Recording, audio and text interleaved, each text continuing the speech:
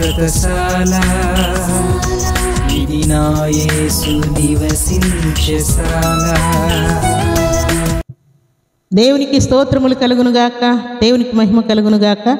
సర్వశక్తిమంతుడు అయినటువంటి దేవాతి దేవుడు మనలందరినీ ప్రేమించి ఆయన ఇచ్చినటువంటి శుభదినాన్ని బట్టి దేవదేవుని స్తుతిస్తున్నాను.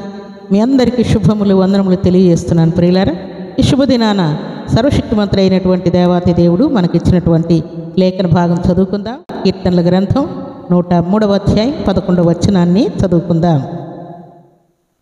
భూమి కంటే ఆకాశము ఎంత ఉన్నతముగా ఉన్నదో ఆయన యందు భయభక్తులు గలవారి ఎడల ఆయన కృప అంత అధికముగా ఉన్నది.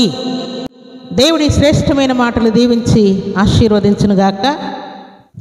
సర్వశక్తిమంతుడు అయినటువంటి దేవాతి దేవుడు ఈ శుభదినాన భూమిని ఆకాశాన్ని కొలత వేసి సెలవిస్తున్నాడు. ప్రియులారా, భూమి ఆకాశము, భూమి ఎంత కింద ఉన్నదో ఆకాశం ఎంత ఉన్నతముగా ఉన్నదో దాని మధ్య ఉన్నటువంటి విస్తారం ఎంతనో అంతగా దేవుని యొక్క కృప, దేవుని నమ్ముకుని ఆయన అడుగుదాడల్లో ఉన్నటువంటి వారి మీద దేవుడు అంత అధికముగా ఆయన కృపను ఉంచాడంట, ఆయన ప్రేమను ఉంచాడంట, ఆయన వాత్సల్యతను ఉంచాడంట.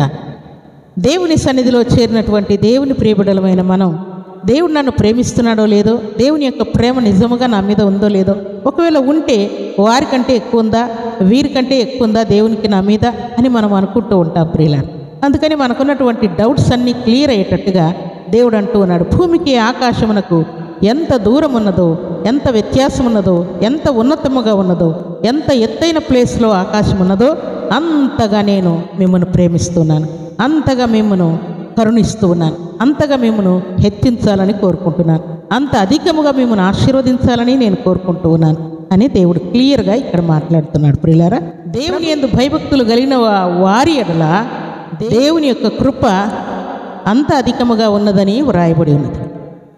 ఆయన ఒక వాగ్దానం మనకిచ్చాడంటే ఇది సత్యమా కాదా, ఇది నిజంగా దేవుడు నెరవేరుస్తాడా లేదని మనం డౌట్ పడకుండా దేవుడు అంటూ ఉన్నాడు, భూమి ఆకాశమైన గతించును కానీ నా మాటలు గతించవు, పర్వతములు తొలగిపోయిన మెట్టలు తత్తరిల్లిన నా కృప నిన్ను విడవదు అని సెలవిస్తూ ఉన్నాడు. తల్లి అయిన మరచనేమో కానీ నేను నిన్ను మరువనని దేవుడు సెలవిస్తూ ఉన్నాడు. ప్రియులారా, ఈలాగున ప్రభు సన్నిధిలో చేరిన మనందరి జీవితాల్లో దేవుని యొక్క కృప అంత అధికముగా ఉన్నదని దేవుడు ఈ శుభదినాన జ్ఞాపకం చేస్తున్నాడు. ఒకవేళ నువ్వు నమ్మినటువంటి నీ ఫ్రెండ్స్, నువ్వు నమ్మినటువంటి నీ భర్త, నువ్వు నమ్మినటువంటి నీ భార్య, లేక నీ బిడ్డలు, నీ తల్లి, నీ తండ్రి, నీ బంధువులు, నీ రక్త సంబంధికులు, నీ ఆఫీసులో ఉన్నవారు, నీ బిజినెస్లో ఉన్నవారు, నీ పొలములో ఉన్నవారు, నీ సంఘంలో ఉన్నవారు నిన్ను మోసం చేస్తారేమో, నిన్ను మర్చిపోతారేమో, నిన్ను విడిచిపెడతారేమో, కానీ సర్వశక్తిమంతుడైనటువంటి దేవాతి దేవుని యొక్క కృప మాత్రం అత్యధికముగా నీ మీద ఉన్నదని దేవుడు జ్ఞాపకం చేస్తున్నాడు. నువ్వు కరువులో ఉన్నా, కష్టంలో ఉన్నా, రోగంలో ఉన్నా, నిందల్లో ఉన్నా, అవమానాల్లో ఉన్నా, ఎలాంటి పరిస్థితుల్లో ఉన్నా కూడా దేవుని యొక్క కనికరం, దేవుని యొక్క కృప, దేవుని యొక్క దీవెన సర్వ సమృద్ధిగా సర్వాధికారి నీకు అనుగ్రహిస్తున్నానని ఈ ఉదయకాల సమయంలో దేవుడు మాట్లాడుతున్నాడు.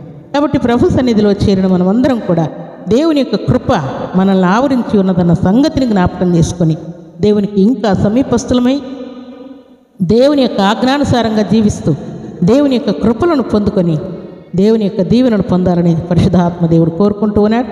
అలాంటి కృపా భాగ్యం ఈ ఉదయకాల సమయంలో సర్వాధికారి సమృద్ధిగా మనందరికి అనుగ్రహించి ఆశీర్వదించును గాక. ఆమేన్. ప్రార్థన చేసుకుందాం.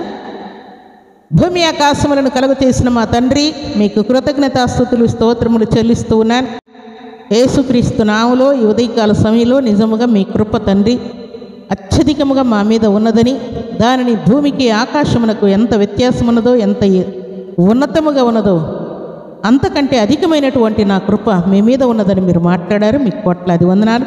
ఈ మాటలు తండ్రి మా అందరి జీవితాల్లో దీవెనకరంగా ఆశీర్వాదకరంగా ఉంచుతూ మహిమ పొందమని ప్రార్థిస్తూ మీ బిడ్డలకున్నటువంటి వ్యాధులన్నింటినీ గద్దిస్తున్నాను.